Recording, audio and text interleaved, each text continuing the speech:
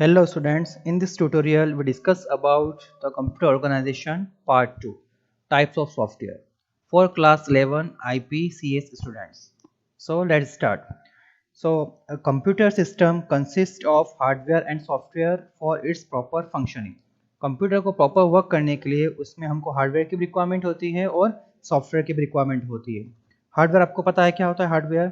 Hardware हम ज़्यादा discuss नहीं करेंगे, हम सॉफ्टवेयर डिस्कस करेंगे। बट मैं एक बार आपको हार्डवेयर की सिर्फ डेफिनेशन बता देता हूँ। Hardware represents the physical and tangible components of the computer like input devices, output devices, CPU, hard disk, printer. जो भी आपका फिजिकल जो डिवाइसेस होते हैं वो किसके अंडर आते हैं, आपके हार्डवेयर के अंडर आते हैं। और सॉफ्टवेयर क्या होता है, software represents the set of programs that govern the operation of a computer system and make the hardware run. तो सॉफ्टवेयर क्या होता है, एक सेट ऑफ इंस्ट्रक्शन होता है, सेट ऑफ प्रोग्राम्स होते हैं जिसकी हेल्प से हम क्या करते हैं, कंप्यूटर को प्रॉपर वे में रन करते हैं। विदाउट सॉफ्टवेयर आप कंप्यूटर को रन नहीं कर सकते, आप कंप्यूटर में कोई भी वर्क नहीं कर सकते। सिर्फ कंप्यूटर क्या रहेगा, एक मशीन ही रहेगा। विदाउट सॉफ्टवेयर क्या है, सिर्फ एक मशीन है। तो सॉफ्टवेयर के फॉर्म में हम कंप्यूटर को क्या देते हैं, इंस्ट्रक्शन देते हैं। तो सॉफ्टवेयर को हम कितने पार्ट में डिवाइड करते हैं, generally software can be classified broadly into 3 parts. हमने इसको 3 पार्ट्स में डिवाइड किया है ब्रॉडली। एक फर्स्ट होता है आपका सिस्टम सॉफ्टवेयर, सेकंड है application software and third one is utility software. हर एक इसको हम आगे स्लाइड्स में डिस्कस करेंगे, हर एक इसके पार्ट को। So let's start. First is system software. What is system software? System software जो है उसको हम ऐसे डिफाइन करेंगे, system software software which is used to control the internal computer operation like or it is also work as a intermediate between user and hardware। तो system software वो होते हैं जो आपके क्या करते हैं, कंप्यूटर के इंटरनल ऑपरेशन को परफॉर्म करते हैं। जैसे आपको आपने हमेशा जो है एप्लीकेशन सॉफ्टवेयर यूज किया है, लेकिन इंटरनली जो वर्क होता है वो किसके थ्रू होता है, आपका सिस्टम सॉफ्टवेयर के थ्रू ही होता है। जैसे आपका बायोस हो गया, बायोस पे क्या है, सिस्टम सॉफ्टवेयर है। आपका ऑपरेटिंग सिस्टम हो गया, ऑपरेटिंग सिस्टम भी क्या है, एक सिस्टम सॉफ्टवेयर है। जनरली बायोस को हम फर्मवेयर भी कहते हैं, क्योंकि जो मैन्युफैक्चरर वही वो इसको क्या करते हैं, इंस्टॉल करके देते हैं। आपका जो लैंग्वेज प्रोसेसर हो गया वो क्या है, आपका एक सिस्टम सॉफ्टवेयर है। तो हम एक बार मैं इसको डिफाइन कर देता हूँ। The software that control internal computer operation is called system software. जो उसके इंटरनल कंप्यूटर ऑपरेशन को क्या करता है, कंट्रोल करता है, वो क्या होगा, आपका सिस्टम सॉफ्टवेयर होता है। और इसका एग्जांपल में आप याद रख सकते हो दो, एक तो फर्स्ट आपका operating system and second is language processor. Operating system language processor की भी आपको डेफिनेशन याद होना चाहिए और क्या होता है। तो first one is operating system. An operating system act as an intermediate between user and hardware। काफी सिंपल डेफिनेशन है। तो ऑपरेटिंग सिस्टम क्या करता है, आपका जो हम यूजर है, जो कंप्यूटर को यूज करते हैं, और जो आपकी मशीन है उसके बीच में एज ए इंटरमीडिएट वर्क करता है और यूजर को एक इंटरफेस प्रोवाइड करता है जिसकी हेल्प से आप उसके अंदर एप्लीकेशन सॉफ्टवेयर रन करते हो। जैसे सिंपल सा एग्जांपल है, आप आपके कंप्यूटर पे विंडो 10 एक्सपी, विंडो 7 जो भी आप रन करते हो, तो वो क्या है, आपका ऑपरेटिंग सिस्टम है।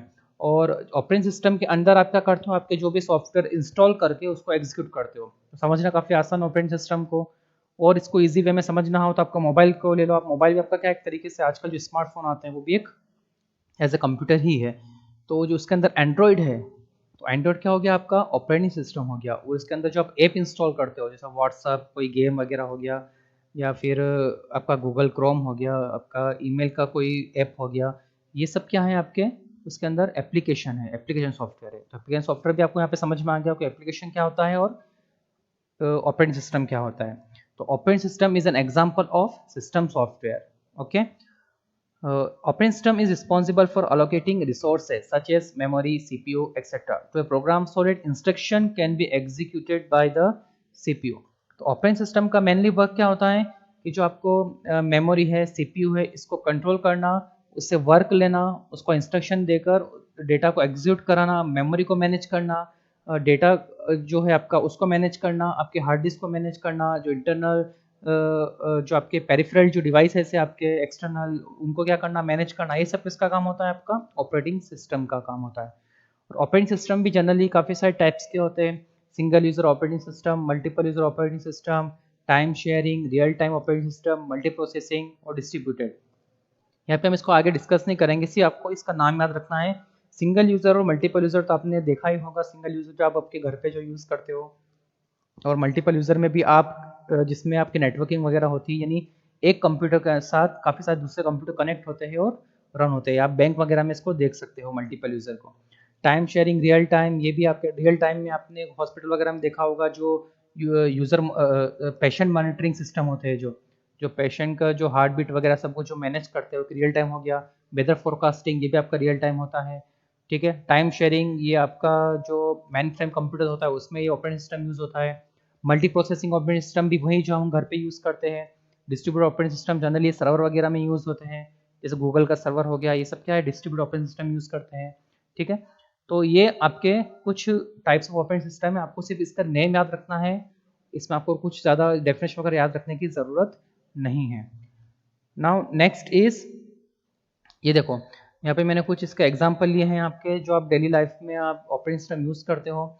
लिनक्स हो गया आपका, यहाँ पर विंडो का भी मैंने यहाँ पे लिया है, विंडो आप यूज़ करते हो। यूनिक्स, यूबुंटू, ये लिनक्स का एक डिस्ट्रो है, काफ़ी पॉपुलर डिस्ट्रो है, ठीक है। मैक ऑपरेटिंग सिस्टम, ये आपका एप्पल का ऑपरेटिंग सिस्टम है, ठीक है। एप्पल का भी है, लिनक्स भी है। तो ये सारे काफ़ी, एंड्रॉयड, ये आपके जो पॉपुलर ऑपरेटिंग सिस्टम, यहाँ पे मैंने कुछ उसके आइकन्स लिए हैं, तो आप उसको देखकर समझ सकते हैं कि ऑपरेटिंग सिस्टम होता क्या है। Now next is language processor. ये काफ़ी इंपॉर्टेंट है, क्योंकि प्रोग्रामिंग के अंदर जो लैंग्वेज प्रोसेसर है वही सबसे ज़्यादा यूज़ होता है, इसलिए लैंग्वेज प्रोसेसर आपको याद रखना काफ़ी ज़रूरी है। It is a special type of software that can translate the source code into an object code or machine code. देखो लैंग्वेज प्रोसेसर को आप ऐसे समझो रियल लाइफ के अंदर जैसे हमारे ट्रांसलेटर होते हैं, यानी मान लो आप कोई फॉरेन कंट्री गए और आपको वहाँ की लैंग्वेज नहीं आती, तो आपको किसको हायर करते हो आप एक ट्रांसलेटर को हायर करते हो। जैसे आप वहाँ पे आप उसको हिंदी में बोलोगे तो ट्रांसलेटर, आप उसको जो जिस फॉरेन कंट्री में आप जाते हो, सपोज को आप जर्मनी में गए और आपको वहाँ की जो लैंग्वेज नहीं आती, तो वो वहाँ पर क्या करेगा, वो ट्रांसलेटर आपकी लैंग्वेज को जर्मन में ट्रांसफर करके सामने वाला जो पर्सन है उसको समझाएगा। और सेम वो ऐसा ही करेगा, जब सामने वाला कुछ जो पर्सन है जर्मनी में जो कुछ बोलेगा, तो वो ट्रांसलेटर वो आपको हिंदी में समझाएगा। तो यहाँ पे लैंग्वेज प्रोसेसर भी एक इंटरमीडिएट का काम करेगा आपके और कंप्यूटर के बीच में। यानी आप क्या करोगे, प्रोग्रामिंग आप करोगे हाई लेवल लैंग्वेज में, यानी इंग्लिश टाइप लैंग्वेज में। जो भी आप कंप्यूटर जो आप सॉफ्टवेयर जो डिजाइन करते हैं वो डायरेक्ट बाइनरी में कोड नहीं लिखते हैं, वो क्या करते हैं, हाई लेवल लैंग्वेज में लिखते हैं। High level language means English type instruction, यानी आप उनको जो भी इंस्ट्रक्शन दो इंग्लिश में दोगे, लेकिन आपको पता है जो कंप्यूटर किस में वर्क करते हैं, बाइनरी में वर्क करते हैं, जिसको हम मशीन कोड भी कहते हैं। बाइनरी, मशीन कोड और बाइनरी मतलब सेम ही है, तो उसको किस में कन्वर्ट कर देगा, वो मशीन कोड में कन्वर्ट कर देगा, यानी बाइनरी लैंग्वेज में कन्वर्ट कर देगा, मशीन अंडरस्टैंडेबल लैंग्वेज में उसको कन्वर्ट कर देगा। और उसको प्रोसेस करने के बाद वापस से जो वो क्या करेगा, आपको हाई लेवल लैंग्वेज में कन्वर्ट करके आपको आउटपुट में वो दे देगा। ये किसका काम होता है, लैंग्वेज प्रोसेसर का। लैंग्वेज प्रोसेसर का भी यूज होता है जब भी आप कंप्यूटर के अंदर कोई प्रोग्रामिंग करोगे, कोई सॉफ्टवेयर डिजाइन करोगे, वहां पे लैंग्वेज प्रोसेसर का यूज होता है। और जो आप जो हाई लेवल लैंग्वेज में जो आप कोडिंग करोगे उसको हम कहते हैं सोर्स कोड। तो सोर्स कोड को हम डिफाइन करते हैं, a source code refers to the program code written in a high level language such as C, C plus plus, Java, Python etcetera. तो किसी भी प्रोग्रामिंग लैंग्वेज के अंदर जब आप सॉफ्टवेयर डिजाइन करोगे सोर्स कोड के थ्रू, सोर्स कोड मतलब हाई लेवल लैंग्वेज में जो आप कोडिंग करोगे वो सोर्स कोड होता है। कोई सी भी प्रोग्रामिंग लैंग्वेज आप यूज कर सकते हो, सी, सी प्लस प्लस, जावा, ये सारी हाई लेवल लैंग्वेज है। तो ये आपके क्या हो जाएंगे, सोर्स कोड हो जाएंगे। अब सोर्स कोड किस में कन्वर्ट होता है, ऑब्जेक्ट कोड में, जो कौन करता है, आपका language processor. And object code refers to a code usually in machine language और बाइनरी कोड। ओके, आ रहा है समझ में। ऑब्जेक्ट कोड क्या होगा, इन ऑब्जेक्ट कोड, ये आपको याद रखना है दोनों डेफिनेशन, सोर्स कोड की भी और ऑब्जेक्ट कोड की भी।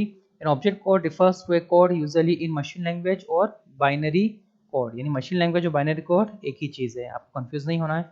अब देखो लैंग्वेज प्रोसेसर कितने टाइप्स के होते हैं, लैंग्वेज प्रोसेसर 3 टाइप्स के होते हैं, असेंबलर, इंटरप्रेटर और कंपाइलर। ये भी हम आगे देखेंगे कि किस तरीके से कैसे वर्क करते हैं।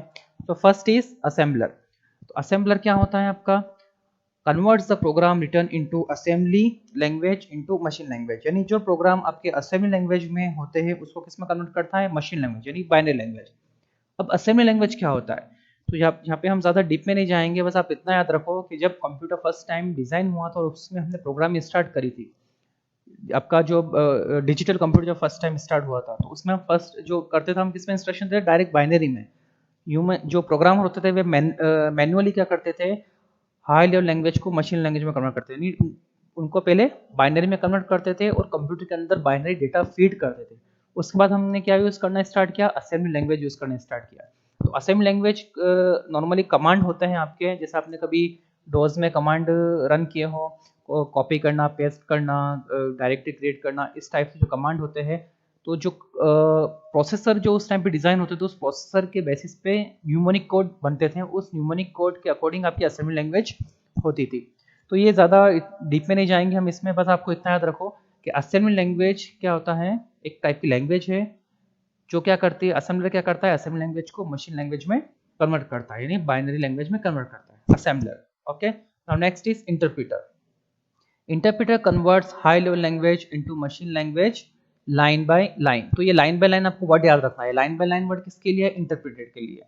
ये डिफरेंट जो है आपको बताएगा, इंटरप्रेटर और कंपाइलर में सिर्फ यही दो वर्ड का डिफरेंस आएगा, एक लाइन बाय लाइन और इन वन गो। तो कंपाइलर क्या होगा, compiler converts high level language into machine language in one go. अब ये होता क्या है, लाइन बाय लाइन क्या होता है और आपका ये जो इन वन गो है ये क्या होता है। तो सबसे पहले हम लाइन बाय लाइन को देख लेते हैं। जे आप लाइन बाय लाइन में ये होता है कि मान लो आपने कोई कमांड कंप्यूटर को दिया, ठीक है, आपने एक लाइन कमांड लिखा और आप जैसे ही एंटर प्रेस करोगे तो आप जो कमांड अब उस कंप्यूटर को दे चुके हो, आप जो लाइन लिख चुके हो, तो वो क्या होता है, मशीन लैंग्वेज में कन्वर्ट हो चुकी होती है और वो एग्जीक्यूट हो चुकी होती है। ठीक है, आप उसको ये समझ सकते हो जैसे गूगल इंटेलिजेंस जो होता है, जैसे आप गूगल में कुछ सर्च करते हो और आप कुछ वर्ड लिखते हो तो ऑटोमेटिकली गूगल क्या करता है, उसको नीचे उसके से रिलेटेड आपको वर्ड सर्च करके पहले से ही बता देता है। आप टाइप कर रहे होते उसके पहले वो क्या करता है, आपको बता देता है। तो ये कैसा पॉसिबल है, तो ये पॉसिबल इसीलिए क्योंकि गूगल क्या कर रहा है, आपको उसको इंटरप्रेट कर रहा है, हाथों हाथ उसको क्या कर रहा है, हाई लेवल से मशीन लेवल लैंग्वेज में कन्वर्ट कर रहा है। तो ये इंटरप्रेटर का वर्क होता है। और एक बात और ध्यान रखना, जो आप पाइथन आप प्रोग्रामिंग करोगे वो किस टाइप की लैंग्वेज है, इंटरप्रेटेड लैंग्वेज है। पाइथन भी इंटरप्रेटर का ही यूज करती है। ओके, तो इसका एग्जांपल आप इंटरप्रेटर का ले सकते हो, पाइथन। पाइथन जो है वो आपकी इंटरप्रेटेड लैंग्वेज है। Now next is compiler. तो कंपाइलर में क्या है, in one go. Compiler converts high level language into machine language in one go. तो इसमें हम क्या करेंगे, सारे जो इंस्ट्रक्शन है हमारे पहले हम लिख देंगे। ठीक है, जैसे हमको सम का कोई प्रोग्राम बनाना है तो हमने क्या किया, इंस्ट्रक्शन पहले एक बार लिख लिया, नंबर रीड करना है, फिर उन दो नंबर का करना है, उस पर प्लस का ऑपरेशन करना है और फिर प्रिंट करना है। ये पहले कोड हमने लिख लिया है और उसके बाद वो क्या होगा, आपका एक ही बार में क्या होगा, पूरा वो हाई लेवल लैंग्वेज से मशीन लेवल लैंग्वेज में कन्वर्ट करेगा। तो ये आपका क्या होता है, कंपाइलर होता है। डिफरेंस समझ में आया लाइन बाय लाइन और कंपाइलर के बीच में। इंटरप्रेटर में क्या होता है कि आप जैसे ही लाइन लिखोगे फर्स्ट लाइन और एंटर प्रेस करके नेक्स्ट लाइन में जाओगे तो आपकी जो प्रीवियस लाइन लिख चुके हो आप, वो क्या होती है, मशीन लेवल लैंग्वेज में कन्वर्ट हो चुकी होती है। तो इन वन को में क्या होता है कि आप पहले आपका प्रोग्राम पहले लिख लोगे, ठीक है, पूरा आप उसको एक पेज का मान लो 1 line 2 line 3 line 10 line 100 line का प्रोग्राम है, आप उसको पहले पूरा लिख लोगे। उसके बाद कंपाइलर क्या करेगा, पूरे प्रोग्राम को मशीन लर्निंग लैंग्वेज में कन्वर्ट करेगा। बट लाइन बाय लाइन में क्या होता है कि आपने जैसे फर्स्ट लाइन लिखी, आप सेकेंड लाइन में मूव कर गए तो जो आपकी फर्स्ट लाइन है वो मशीन लर्निंग लैंग्वेज में कन्वर्ट हो जाती है, हाथों हाथ हो जाती है। जैसे आप मूव करोगे सेकंड लाइन में तो हो फर्स्ट वाली जो लाइन है वो मशीन लर्निंग लैंग्वेज में कन्वर्ट हो जाएगी। पाइथन जो है वो इंटरप्रेटर का भी यूज करता है, कंपाइलर का भी यूज करता है। तो ये कैसे यूज करता है, आप जब पाइथन हम पढ़ेंगे, पाइथन स्टार्ट करेंगे तब मैं आपको समझाऊंगा कि ये कैसे करता है। जनरली पाइथन को हम बोलते हैं it is an interpreted language, but Python compiler का भी यूज करता है और इंटरप्रेटर का भी यूज करता है। Okay, now next topic is application software. Application software क्या होता है, application software are those software which is used to perform a specific task. किस में काम में आता है, आपका स्पेसिफिक टास्क जो है उसको करने काम में आता है। अब स्पेसिफिक टास्क का मतलब क्या है, यहाँ पर स्पेसिफिक टास्क का मतलब ये है आपका कि सॉफ्टवेयर जिस काम के लिए डिजाइन किए गए हैं वही काम करेगा। जैसे वर्ड प्रोसेसर, एमएस वर्ड, तो एमएस वर्ड में हम क्यों यूज करते हैं एमएस वर्ड, हम उसके अंदर डॉक्यूमेंट क्रिएट करने के लिए एमएस वर्ड का यूज करते हैं। एमएस एक्सेल, अब एमएस एक्सेल का हम यूज क्यों करते हैं, एमएस एक्सेल क्यों डिजाइन किया गया है, उसके अंदर स्प्रेडशीट के लिए हम उसको एमएस एक्सेल का यूज करते हैं। अब आपका जैसे कोई वीडियो प्लेयर हो गया या आपका म्यूजिक प्लेयर हो गया, तो म्यूजिक प्लेयर को डिजाइन किस लिए किया गया है, क्या उसका अंदर वर्ड प्रोसेसिंग काम के लिए उसको डिजाइन किया गया है, नहीं, उसका एक स्पेसिफिक काम है। क्या किस लिए हमने उसको डिजाइन किया है, ताकि हम उससे म्यूजिक म्यूजिक जो है वो लिसनिंग कर सके। और वॉचिंग वीडियो, अब वीडियो का कोई एप्लीकेशन हो गया आपका, वो क्यों हमने डिजाइन किया गया ताकि उसके अंदर हम मूवी वगैरह देख सके। तो बहुत सिंपल है एप्लीकेशन सॉफ्टवेयर को समझना कि एप्लीकेशन सॉफ्टवेयर वो सॉफ्टवेयर होते हैं जो कोई स्पेसिफिक टास्क को करने के लिए बनाए गए होते हैं, यानी उसका काम फिक्स्ड है कि ये काम के लिए हमने सॉफ्टवेयर डिजाइन किया तो वही काम करेगा। जैसे वर्ड प्रोसेसिंग के अंदर हम एमएस एक्सेल का काम नहीं कर सकते, एमएस एक्सेल के अंदर आप वर्ड प्रोसेसिंग वाला काम नहीं कर सकते। और one more thing, application software runs under the system software. ठीक है, एप्लीकेशन सॉफ्टवेयर आपका सिस्टम सॉफ्टवेयर के अंडर ही रन करेगा। सिंपल सी बात है, अगर आपके कंप्यूटर में ऑपरेटिंग सिस्टम इंस्टॉल नहीं है तो क्या आप उसके अंदर एमएस वर्ड ओपन कर सकते हो? नहीं कर सकते। तो सबसे पहले आपको क्या करना है, आपके कंप्यूटर के अंदर सिस्टम सॉफ्टवेयर इंस्टॉल करना है, यानी ऑपरेटिंग सिस्टम इंस्टॉल करना है। फिर ऑपरेटिंग सिस्टम इंस्टॉल हो जाने के बाद आप कंप्यूटर को स्टार्ट करोगे, उसके बाद आप उसके अंदर एप्लीकेशन सॉफ्टवेयर इंस्टॉल कर सकते हो और उसको रन कर सकते हो, एग्जीक्यूट कर सकते हो। यानी application software runs under the system software. और एक वन मोर थिंग, आपको एक चीज और याद रखना है कि एप्लीकेशन सॉफ्टवेयर के अंदर हम उसके अंदर कुछ इनपुट देते हैं और उनसे कुछ आउटपुट लेते हैं। यानी हमने इनपुट, जैसे आपका म्यूजिक वाला हो गया, ठीक है, म्यूजिक का कोई सॉफ्टवेयर हो गया, एमएक्स प्लेयर हो गया आपका।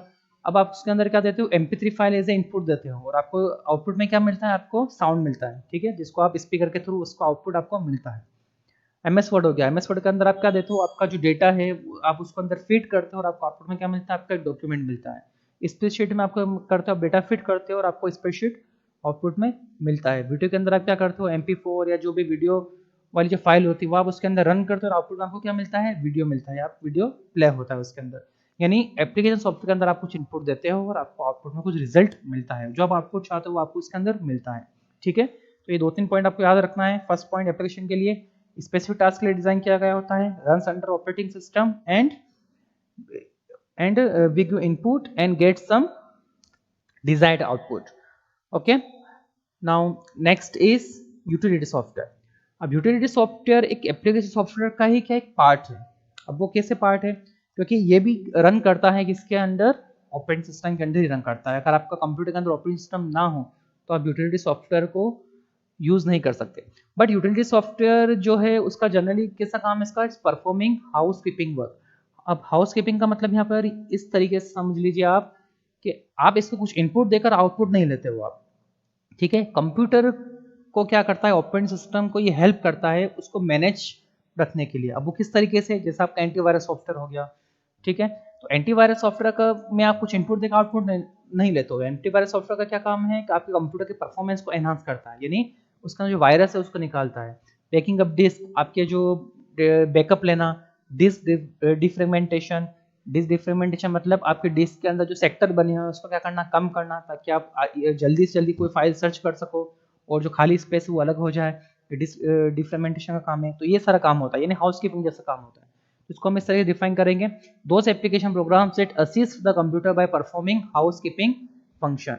और इसका एक काम और है, enhance the performance of computer. तो यूटिलिटी सॉफ्टवेयर क्या करते हैं, आपके कंप्यूटर के परफॉर्मेंस को एनहांस करते हैं। तो इसको हमने यूटिलिटी कैटेगरी में क्यों रखा है, क्योंकि जरूरी, अगर ये सॉफ्टवेयर आपके कंप्यूटर में नहीं है तो आपका कोई काम इससे रुकता नहीं है, आप आपका काम इसमें रन, आप कुछ भी डेट आपका उसमें वर्क कर सकते हो। ठीक है, ये एक मैंडेटरी नहीं है कि आपके कंप्यूटर में होना ही चाहिए तभी आपका कंप्यूटर वर्क करेगा, इसलिए यूटिलिटी सॉफ्टवेयर हो गए। और ये कुछ इनपुट लेकर आउटपुट भी नहीं देते हैं, और ये क्या करते हैं, आपके कंप्यूटर के परफॉर्मेंस को एनहांस करने का काम करते हैं, अब कंप्यूटर के परफॉर्मेंस को बढ़ाते हैं। इसीलिए इसको हमने किस कैटेगरी में रखा है, यूटिलिटी में रखा है। तो इसके अंदर कौन से सॉफ्टवेयर आएंगे, आपके antivirus, defragmentation, backing up disk, ये सारे जो है सॉफ्टवेयर वो इसके अंडर में आएंगे। Clear? Okay, now our types of software complete. Thank you.